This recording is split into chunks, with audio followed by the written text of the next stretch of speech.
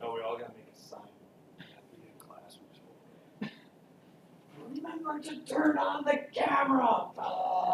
All right, so sorry for those of you watching on camera, I blew it. All right, I forgot. So we're now going. Okay, so we want to start testing this, right? So one of the things that you have to be able to do is figure out what the expected value of all of these are. What did you expect them to be? Now, how are you going to calculate that? Add them all up. Yeah, add them all up, because what's missing, the thing that we're missing here is n. But here is our n, okay?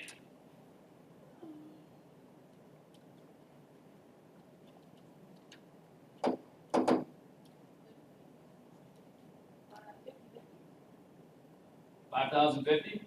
Huh, interesting. So if there's 5,050 pills, Vitamins.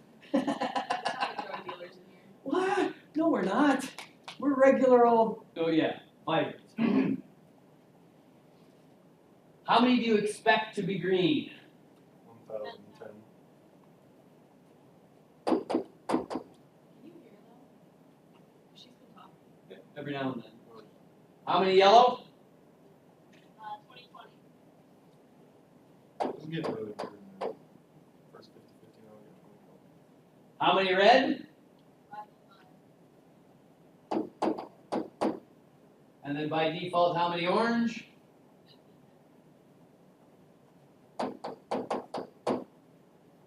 And do those add up to 50-50? Probably. Yes. See.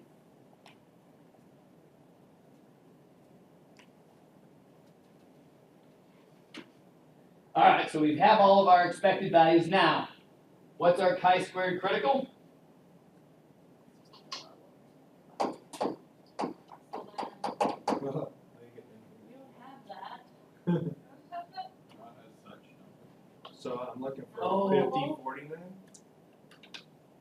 I already screwed up. N is not equal to the number of samples you're doing. N is the number of columns you have, the number of Four. proportions. So it's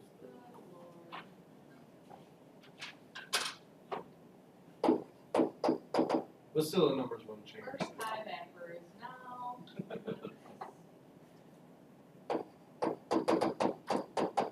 So note that the degrees of freedom are the number of different proportions you're testing minus 1.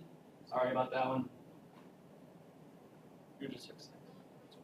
So yeah, that die was totally weighted. Did the die thing fail before? If we did n minus 1? Yeah, the die thing we used. We used 29. Yeah. Technically, we should have used 5. And now it's Well, we do them all. 11.071. We're great. Yeah, it failed. Oh, it did fail. Hey, Yeah. cool. Usually these always all fail. But the fact that it didn't fail is actually really kind of cool.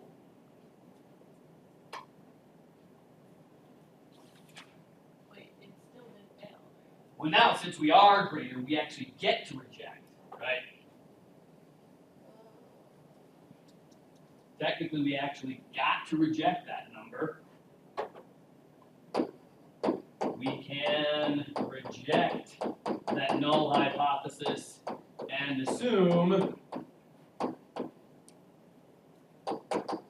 that one side of the die is loaded. At least one side of the die is loaded. Technically, you don't know how many. You know that there's just at least one. So when you reject, there is at least one of those values, one of those probabilities that you said was true, but now is not. So now what are we doing? What's the number for it? Oh, the degrees of freedom is 5, and it's 5 because it's the number of these columns minus 1. Are we gonna redo this? The calculations are all the same. It's just a matter of whether or not It's just a matter of what our critical value Oh. is. So N still 30. N is still 30, but our degrees of freedom are technically 5. You want to have N at 30 so that you can figure out your expected value correctly. Yeah, but isn't that, wouldn't our columns be, okay, it is the F is 6 minus 1, okay. Yeah.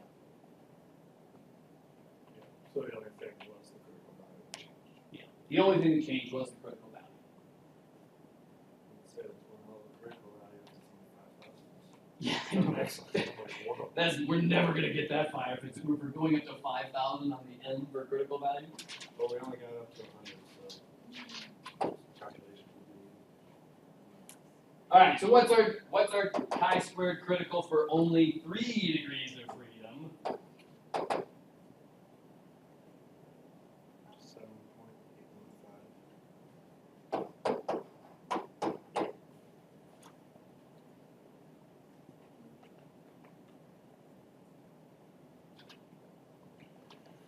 Okay.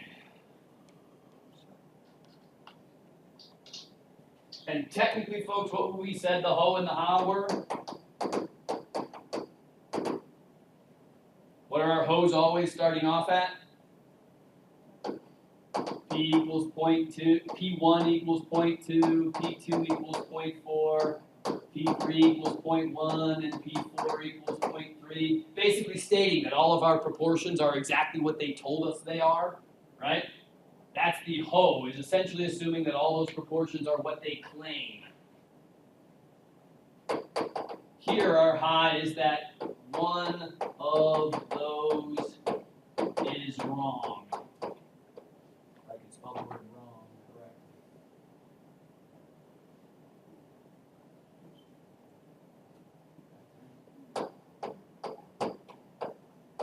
And no, you don't necessarily know which one it is. You can't prove which one it is. You just know that there's one of them that's not what they claim it is. All right?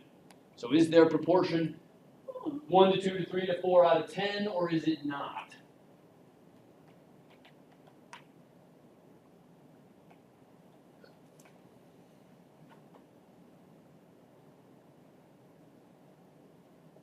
So, what's our chi-squared statistic? Got 34.649. How'd you get it? They added a bunch of stuff. 1149 minus 1010 squared, all over 1010, plus 1948 minus 2020 squared, all over 2020, plus 552 minus 505 squared, all over 505, and last but not least, plus 1401 1 minus 1515 squared, all over 1515.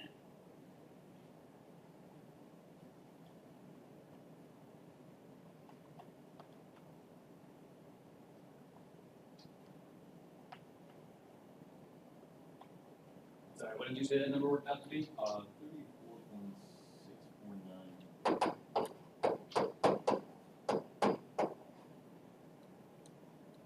And again, that's just a matter of punching out the numbers in the calculator. And so now, what do we get to do because our chi-squared is greater than our chi-squared crit?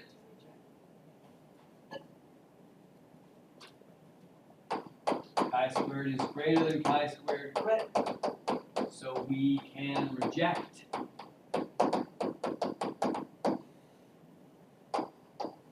null hypothesis, reject the ho, and assume at least one of those proportions is wrong.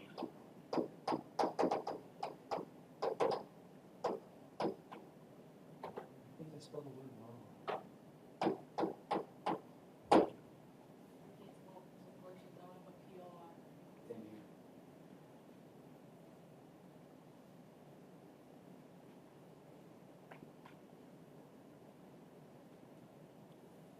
So the cool thing about this, folks, is that the calculations are not painful or difficult to look up. It's just you got to make sure that you do the numbers correctly, calculate your expected values correctly, and then run through the gamut of adding them all up. Not bad?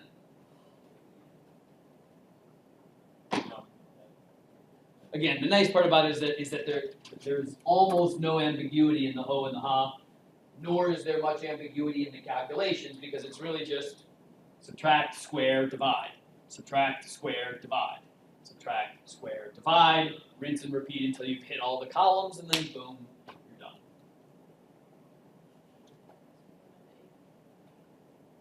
Yeah? All right.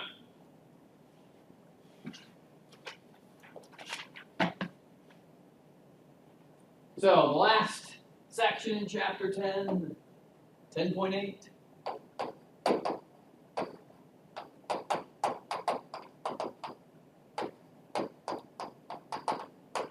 Test for association or test for independence / dependence.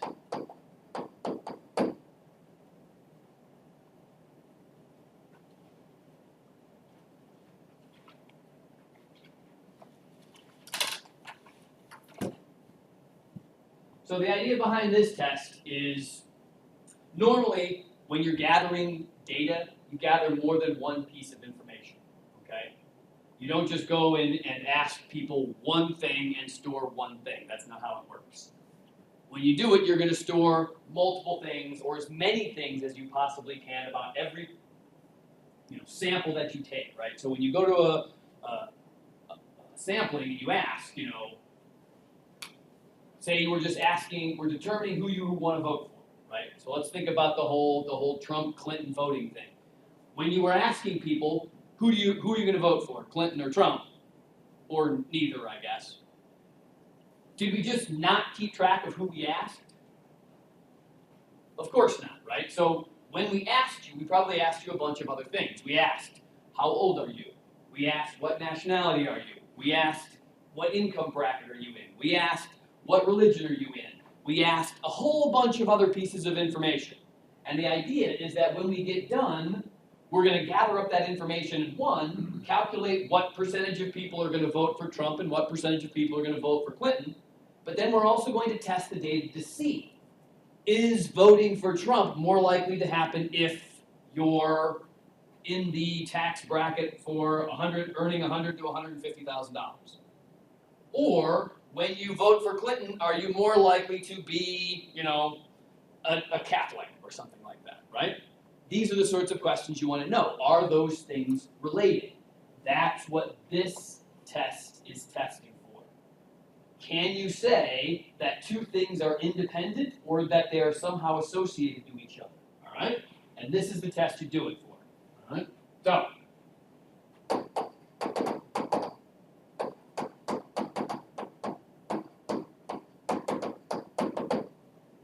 this is another chi-squared test.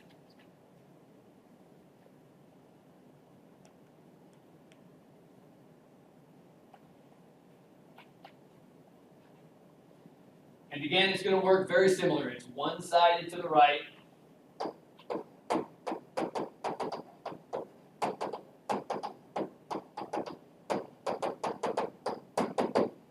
Very similar to what we just did with goodness of fit. So we're only going to be checking the greater than portion of our chi-squared tables. We're only going to work with alpha.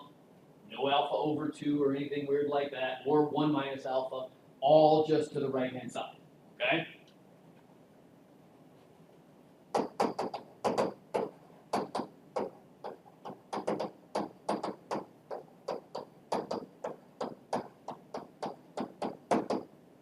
The ho in this test is always that we are independent.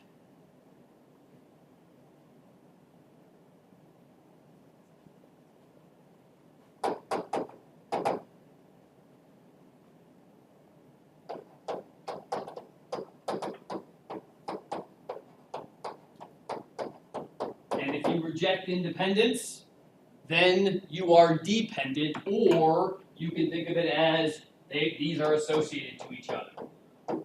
These are associated to each other in some way.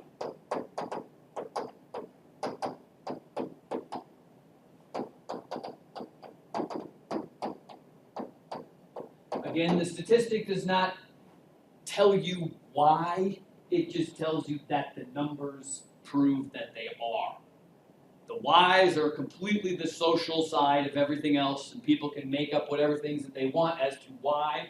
All we're going to do is tell you the numbers tell us they're the same, okay, or that they are associated in some fashion, all right? The whys and whether they're causal are completely up to your interpretation. We just trying to prove that there's a tie somewhere, okay? That's all we're looking for, all right? And this is, again, the sort of thing that is extremely important to Republican and Democratic national parties and committees. Because if they know that most Catholics are going to vote for a Democrat anyways, they know that they don't need to necessarily spend that much money advertising to Democrats, because Democrats are going to vote for them when they're Catholic, right? We're good. So what they can do is focus on perhaps other religions and say, well, let's see if there's a dependency when it comes to being, Protestant or Muslim, or pick your favorite religion. And if there's no tie to those, they can say, oh, great, those are a little bit more random. There's where we want to start focusing our dollars and where we want to start putting our pressure on people to say, hey, these are the people that you really want to vote for, okay? That's the kind of statistics that are done on a regular basis for where's your test market, right? And again, if you see that there's an association between Catholics and Democrats, you may just want to make sure that you keep that association going. And so you may say that I'm still going to spend money on Catholics, but you'll spend it in a different way because you know there's an association already. And so it's more along the lines of those are the people you beg for money. If they know that they like you, then you could probably get them to give you money. Whereas if you're unsure whether they really like you, there's no point sending them, requests for donations because it's a crapshoot then as to whether or not they're necessarily going to send you money and vote for you, right? That's the idea, okay? So this is actually a relatively powerful statistic and is used on a regular basis. And with the amount of big data that's being gathered nowadays, folks, this test is being run all over the place. And think about all the information they have on you. It's not a trivial amount of data, right? I mean, it's huge. And what the big statistical companies are doing right now is constantly running this test, saying, are these two things associated? Are these two things associated? Because they've got everything on you, right? They know what your hair color is, they know what your eye color is, they know what your weight is, they know what your height is, they know how much you spend at Starbucks per month, they know how much you pay in taxes, they know what your credit card bill is every month, they know how much you pay in sales tax every year, they know how much you pay in property tax every year. All that information is floating around, folks. And they're trying to figure out what's related to what, so they can start pushing the appropriate buttons to get you to give money or spend money the way they want you to. Right? This is what's going on in the world right now, all the time. Oh, good So God. when you're looking at ads, certain things will pop up and you're like, oh yeah, I like that. Uh-huh. And that's exactly what they're doing. They're seeing, hey, are you constantly under these situations saying like to this? And they're like, oh, great, this is related. And oh, by the way, this is associated with this, therefore let's give you more of that because this will keep you coming back and looking at our ads and giving us money, et cetera, et cetera. I mean, this is exactly what's going on in the real world right now, all the time, okay? And I would guess that if I quit working as a teacher and went to go be a statistician, I would basically run this statistic over and over and over again on humongous piles of data on a regular basis, looking for the one diamond in the rough that says these two things are related that we never thought they were, and once you can show that they are, and everybody sees it, they'll be like, oh. Right? I mean, and that's the next step to pushing the buttons of the American people, or the Russian people, or the European people, or the African people, right? Take your pick, right? Because the data is everywhere, right? Data is cheap right now, right? So that they can keep track of everything, store it everywhere. You guys ever been to this? I went and visited the server farm that Apple built out in New Mexico, just south of Las Vegas. It's a square mile long wide. of area. It's a mile that way and a mile that way. It's one big, huge building that goes down 6 stories to keep cool, because it's cooler underneath ground. They're just banks of servers. And it's all just data. They're actually not connected to the internet, hard connected. Someone actually has to go into the building, flip a switch to connect it, and then all the data flows. And then they've got all of their protections on from the internet at that stage. And once they're done downloading data, they actually turn the switch off so that all of that data is not connected to the internet 100% of the time.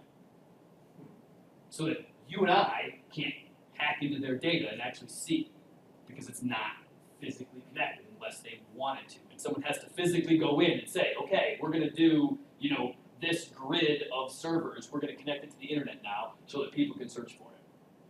And I was just like, cool. Right? That's true protection, folks. That's how you protect yourself from the internet, is that when you put data out there, or when you get data up and down, you disconnect after you're done. Because the only way you can get to it then is if you go in the building and directly connect to the machines.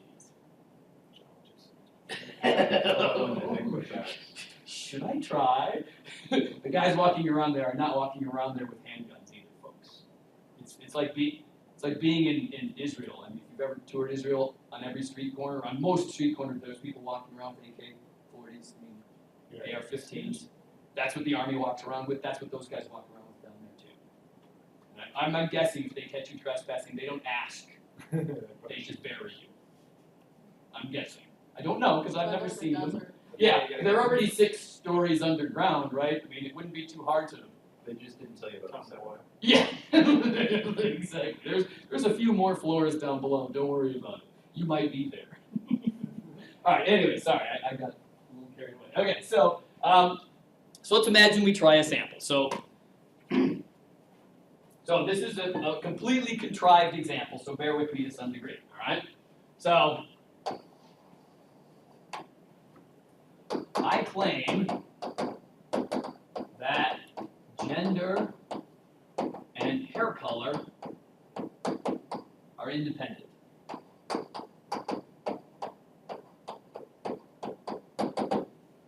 I assume that your gender and the color of your hair are not related in any way, shape, or form, right? Or at least in theory, there shouldn't be.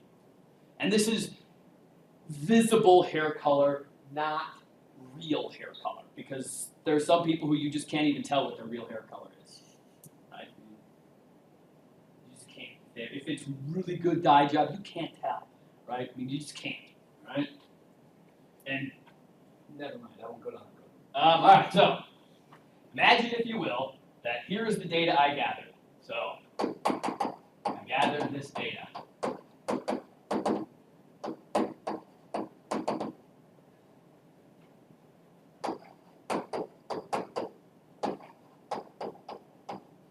Black, brown, blonde, and red. So for whatever reason, I was only checking people who had these 4 colors of hair. Don't ask me why.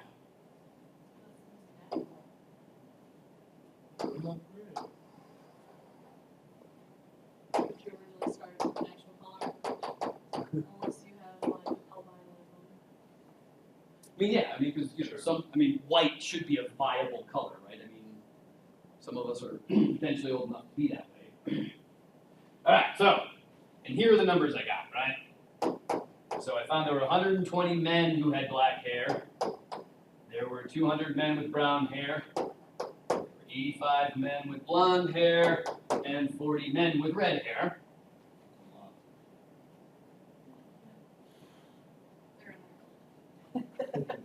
And then I looked at the women and said that there were 100 women with black hair, 195 women with brown hair, 105 women with blonde hair, and 30 women with red hair. And from this data, I wanted to know, is hair color and gender dependent or independent? Is there an association based on the sample that I took?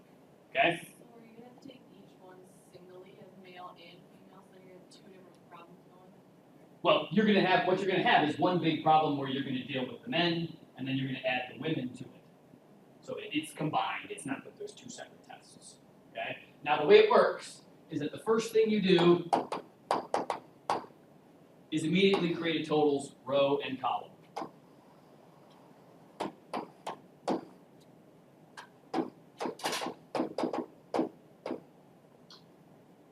So add them up, basically, going in each direction. To the right and down.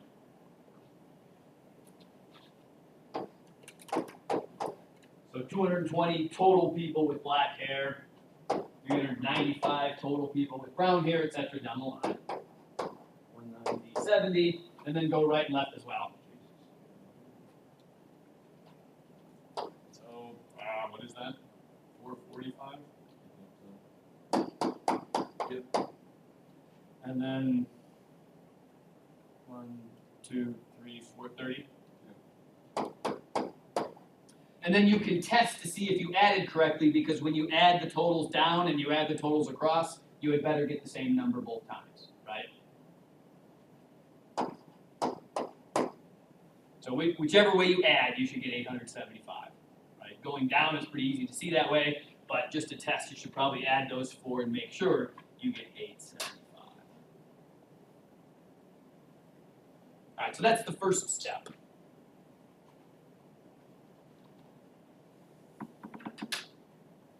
All right, now this is very similar to the goodness of fit test, folks.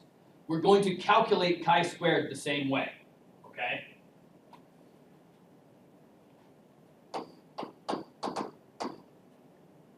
It's going to equal the sum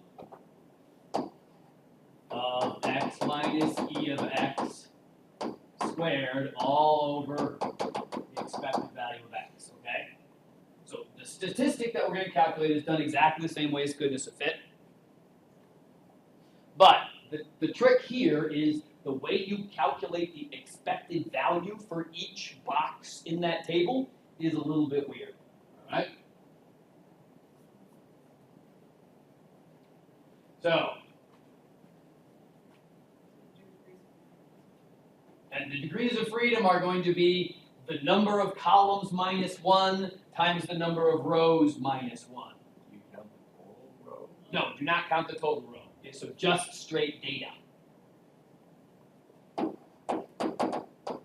Number of columns minus 1 times the number of rows minus 1. Number of rows minus 1. Do not include total. Don't include total. So, what are our degrees of freedom in this particular example?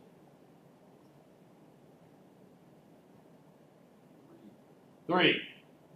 Because we've got 2 rows, subtract 1 is 1. We've got 4 columns, subtract 1 is 3. What's 1 times 3? 3. So technically our degrees of freedom is 3. What kind of alpha are we doing? No, let's use alpha equals 0.05 since we're kind of stick to the standard gun. Probably already know what that number is. All right, now the other thing we have to do is to figure out how to calculate e of x.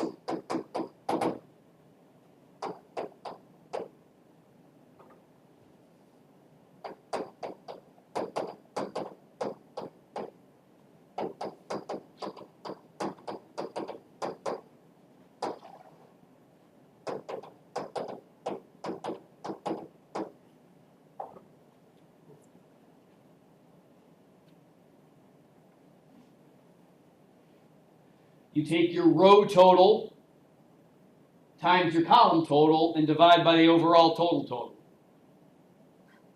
So is it 875 or is it the 875. So the idea is to figure out what your expected value in this black-haired male box. You're going to take the total number of men, 445, that's the row total. You're going to take the total number of black-haired people there were, or black-haired people you had, 220, the column total, multiply those two, and then divide by the total, 875. show them? Yeah, it's a little funky to see, right? Why the total? Why the total? Because you're basically trying to figure out what the percentage should be based on what the ratios are. And the total ratios are going to be based off of everybody, and now you want to subdivide it into how much should it be separated by male and female. Is it weird that I created cereal? Hmm? Is it weird that I created cereal now? Because it's total? Total is the name of a cereal. It's not a brand, a cereal type. Really? 12 bowls of some cereal equal 1 bowl total. Those old She's commercials. really young. Oh, yeah, I'm old. I'm 23. I know, you're That's really young. young. Holy crap, you young people, man. You're all the same. I like cereal either, so that's what they're called. Alright, so we have black. What was the next one? Brown. Blonde. Red. And again,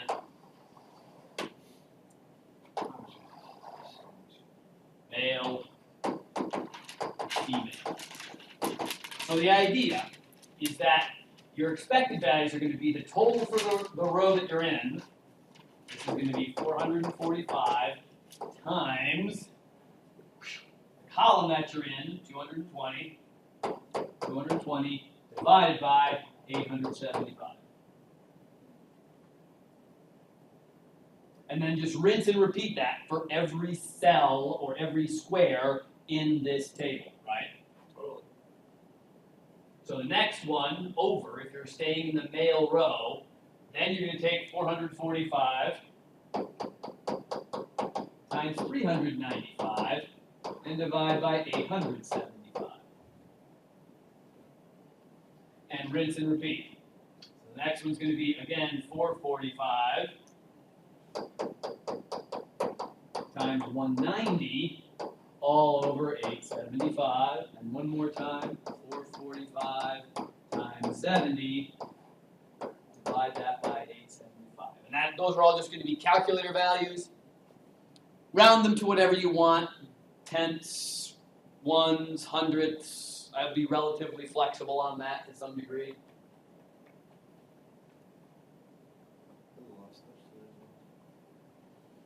Yeah, I mean, it's a little bit on the hairy side, but it's not too bad. But then you just rinse and repeat with the next row, so all of your numbers are almost exactly the same. 430 times 220, all over 875. 430 times 395, over 875. 430 times 190, all over 875. 430 times 70, divided by 875. And each one of those values is going to be a number. You're going to put it in there. Those are going to be your expected values for each block. So basically, you're going to create the table twice. Once with the data, and once with the expected values from that table. All right, and there are some of the questions on the homework where the only thing I ask for is calculate the expected value table. So all you have to do is calculate these numbers and then you're done. And then a couple of the other ones at the end will actually ask you to use that, where you say, okay, take the data minus the expected value, square that number, divide by the expected value, move forward. Add, right, etc. And again, you can see why this is a thing. This is a test that's better generated by computers than by hand, right? Because it's a bit on the hairy side. And note that the numbers are all very similar and the calculations are very close to being kind of the same thing. And so, again, a computer will have a real easy time saying, oh, go get this number, go get that number again, but get a slightly different one next, etc. down the line, right?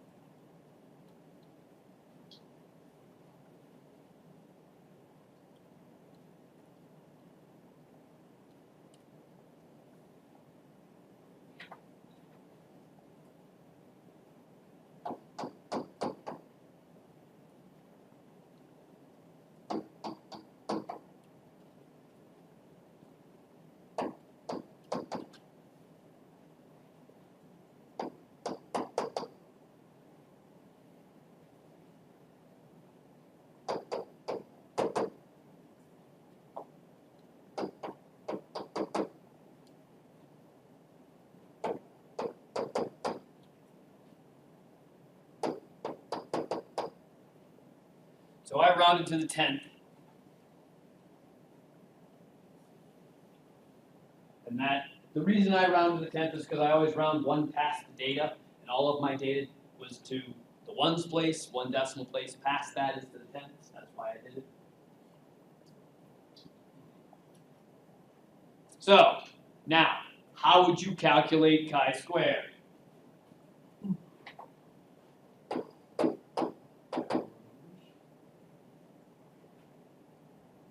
And again, the idea, folks, is that you do it for each square, right? So start with the black-haired men and say, oh, use the expected value of black-haired men and use that same thing we did back in goodness of fit.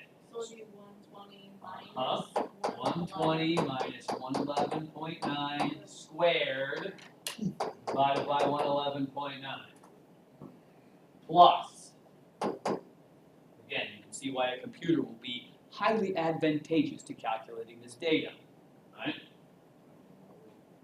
What's the next one?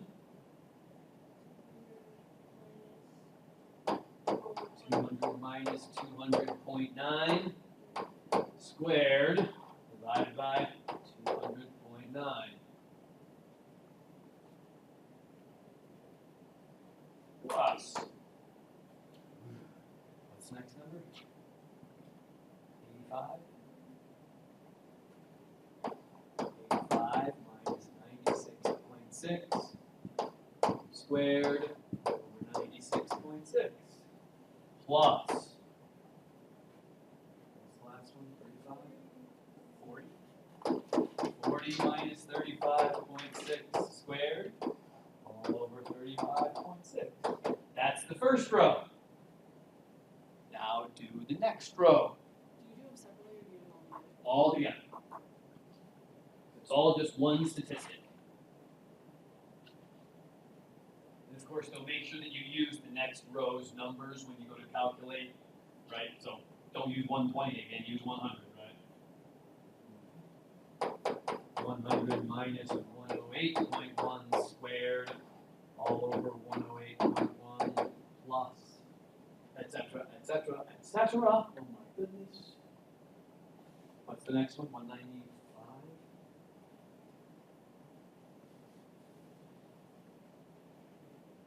What was it?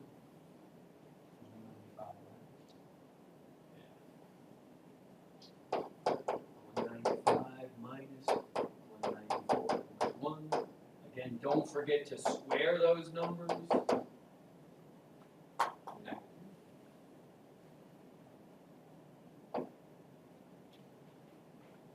And then just two more. Woo-hoo.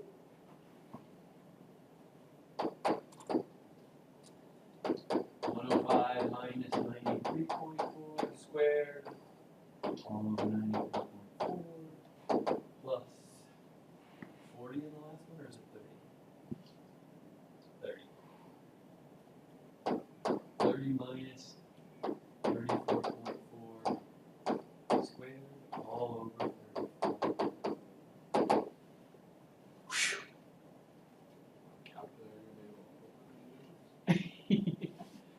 All the numbers are actually relatively small. Yeah. I mean, it's just the parentheses. Yeah, I mean, the numbers are all. Look at this class. Hmm? Yeah, they're running. Choices. I got a 5.17. Is that what I got? Oh yeah, I had 5.2. I rounded it for some reason. I'm gonna take both y'all's word for it.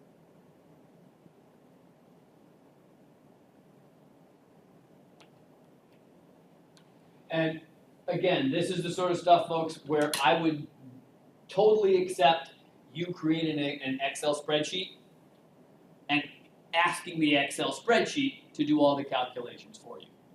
There's nothing wrong with going through this all by hand. It's perfectly okay. There's nothing, I'm not gonna say that you did it wrong if you do it the long way. But if you take the shortcut and put it into a software package of some sort and calculate it that way, I'm not gonna take any points off either. As long as you give me a valid answer at the end, I am happy. And show me a little bit of work, right? Again, I will expect you to create this expected value table In fact, most of the questions ask you to do that, so you have to show me that you know how to do it and do it correctly.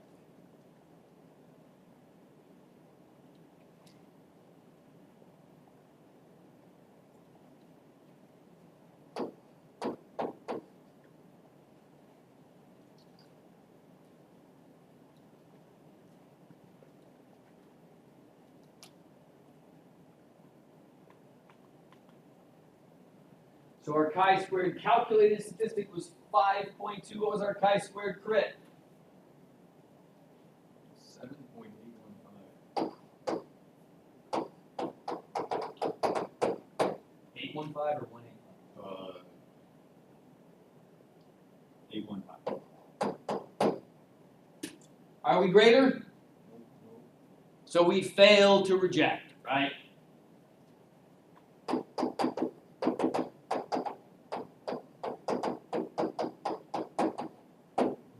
We failed to reject the null hypothesis, and we can basically say that our test did not conclude that there was a dependency between gender and hair color, at least according to the data that I gathered.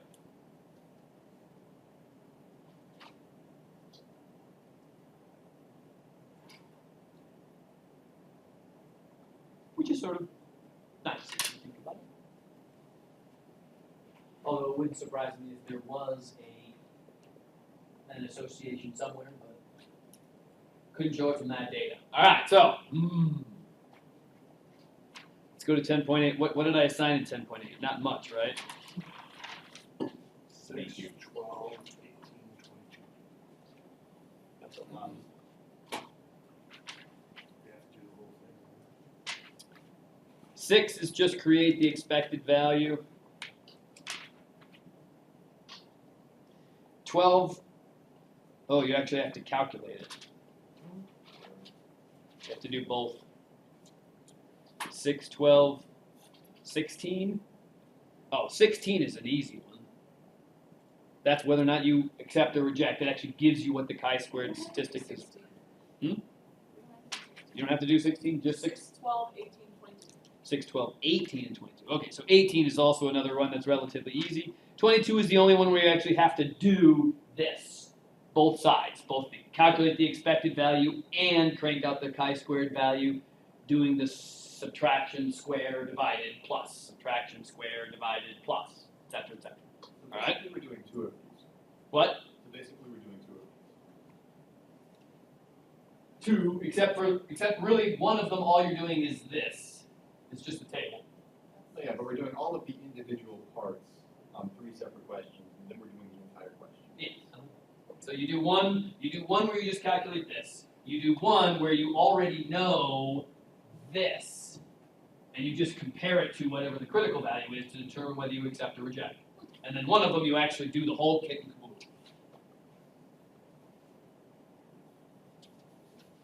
All right, so should we try one? Do you guys want to do one? We can do one. Which one should we do? Of the actual homework?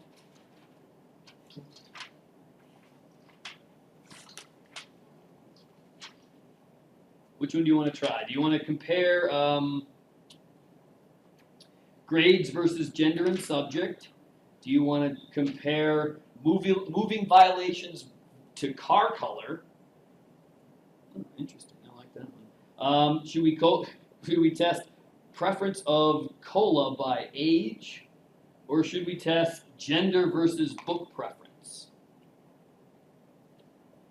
Or do we want the whole thing? Oh yeah, the whole kit and caboodle.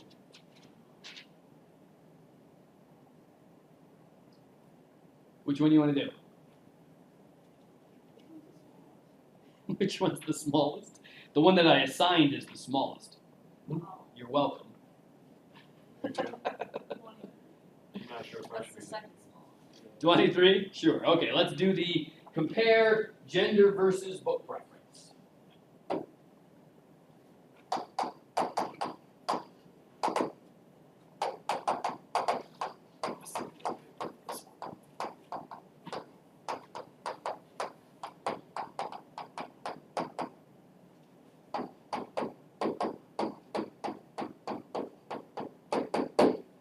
Again, remember the hoe is always that everything is independent.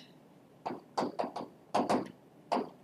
ha is that gender and book preference are dependent.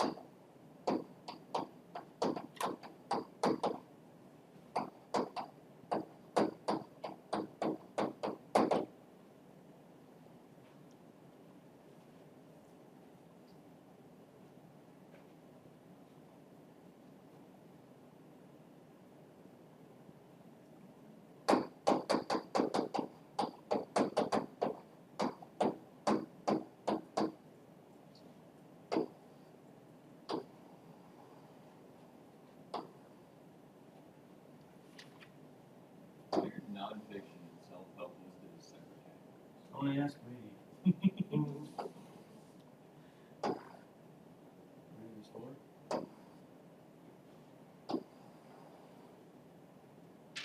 Alright, so male, female, mystery, fiction, non-fiction, and then self-help. Alright, so how do I calculate my expected values, folks? What am I going to do to find the expected value of mysteries for men?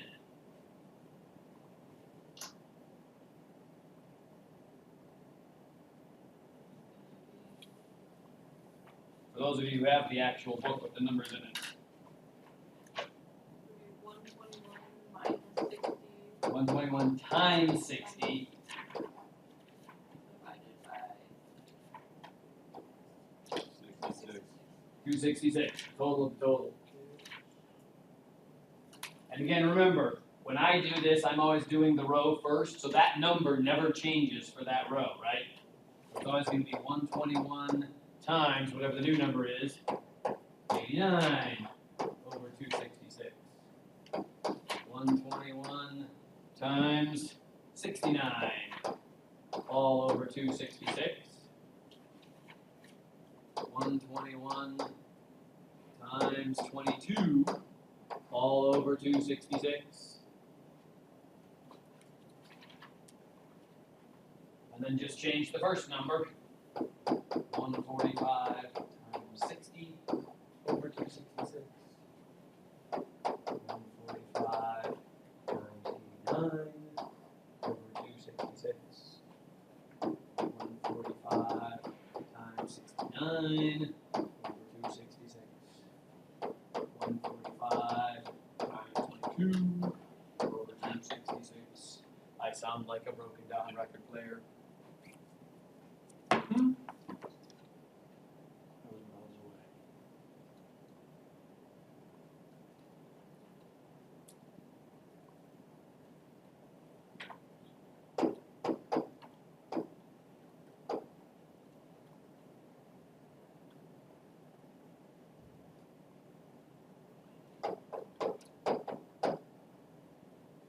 question on your female last one. 45, 72. 22. Somebody says that number. 22.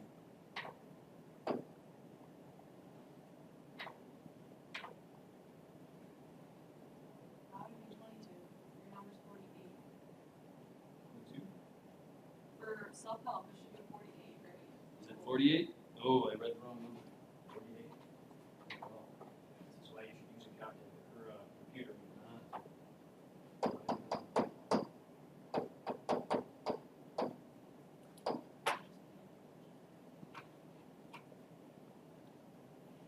I didn't screw up any other ones.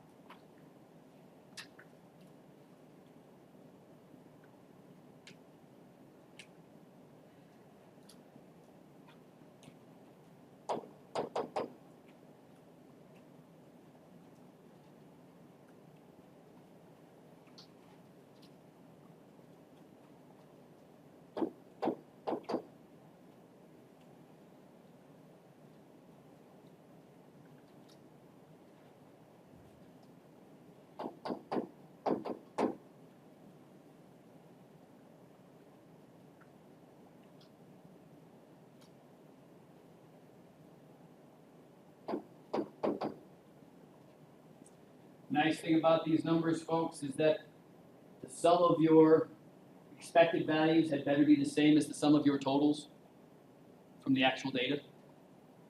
The whole expected value calculation shouldn't change the values of your sums. So that's how you can tell if you made a mistake to some degree.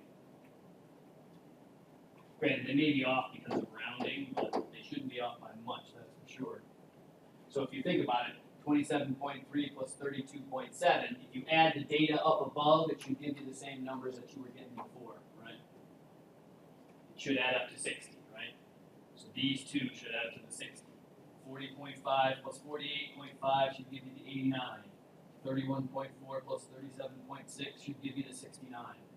If those numbers don't add up, then you screwed it up somehow, which is sort of nice. It kind of shows you why it's an expected value, because it's giving you numbers that are getting you to the expected value that you're looking for. Just like if you add all the way across, these numbers added all the way across, it better be 121. These numbers added all the way across, it better be 145, because the values of the expected should be matching the total that you actually calculated.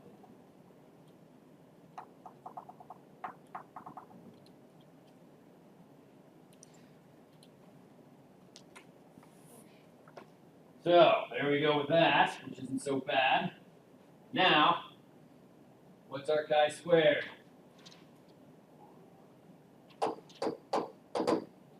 else check my work, but I got 16.595. 16. It sounds a little high. Yeah. With the 3 degrees of freedom.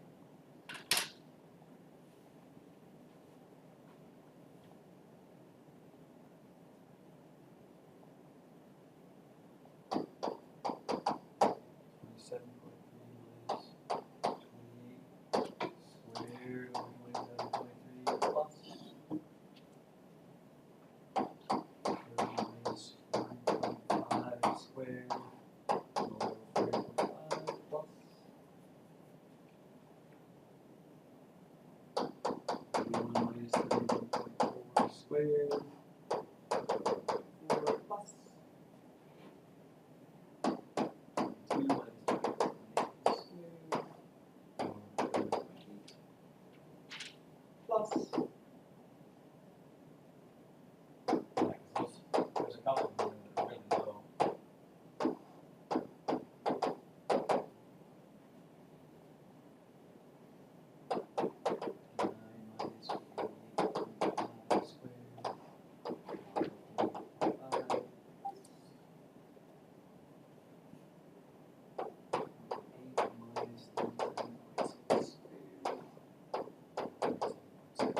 Last but not least, 26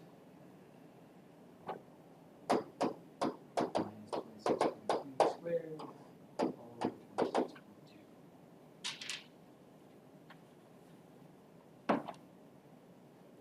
Brutal.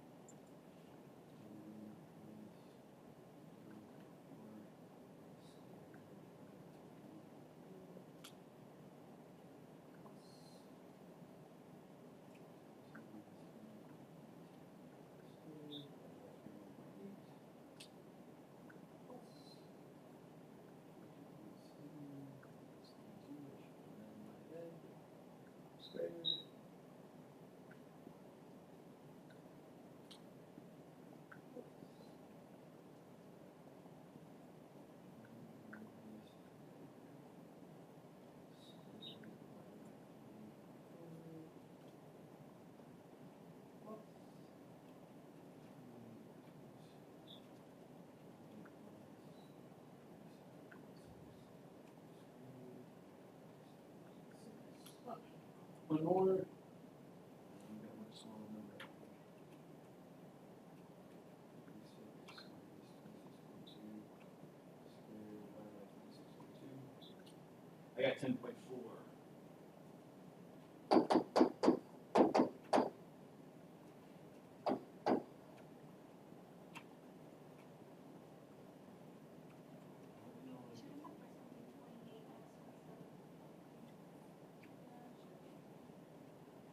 Flip flopped. On the first one? Oh, since you're squaring it, the order doesn't matter. Oh. Because if it turns out to be negative, you're just going to square it, and the negative's going to go away. If you subtract it, you get the same number except it's positive when you square it. So the order in any of those doesn't matter, because when you square it, if you switch the order, it just makes a negative sign, and when you I square was it, about to it's, say the one below is just like that too. yeah. The nice part about it is that by squaring it, the order doesn't matter. And that's the whole point, right? They want to make sure that the error, if you will, in any one of these values is a positive number, and that's why you square everything, so that Yeah, my calculator's saying Yeah, no, I got the same. no more. Saying no more, I can't do anything. Any Well, more past the. I do one of them at, I was doing one of them at a time. So I Oh, do word. this one, I hit equals, and then I say plus this one equals, and then plus this one equals. So I'm not generating a That big, makes- huge, long string. That's what I was trying to do. Now I'm like, God, am I gonna have enough room? I do everything difficult. All right, so what's our chi-squared crit?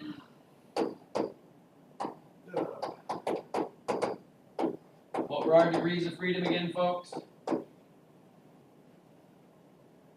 We have another 4x2 table. So it's 3. Remember that for this particular example, they used an alpha of 0.005. Don't ask me why they went down that low, but they did. Just cool. What was that? 12.838.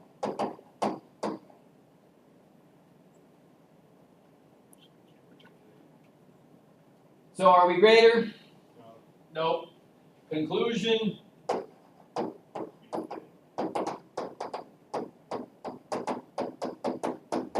We fail to reject the hoe and assume that these things are essentially still independent.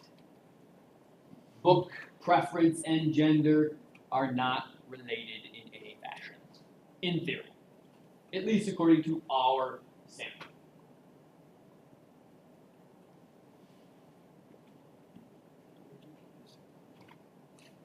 Not bad? Yeah, pretty bad. Well, it is. This is ugly. I admit that it's ugly, folks. And again, this is why I didn't assign a whole ton of these problems. But realize that you can use technology to make this easier if you wish. Okay? And honestly, I actually recommend that you try and do one of the problem that you do it by hand once, and then compare to doing it on a computer and see if you can actually generate the same numbers, just to validate. All right, and so that you get a little bit more comfortable playing around with the technology. Note, folks, that as we move forward into the later chapters, it is going to become more and more dependent upon using technology to be able to do any of the problems. Okay? Doing them by hand starts to become worse than this. Okay? This will start to look like it's nice. Yes, Haley? Did you post the chapters on Blackboard? I have not put the 10.5 through 10.8 up there, but that was what I was going to do after this class.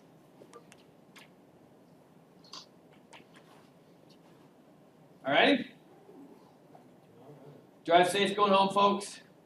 We just started recording. It's been 4 hours and we just sitting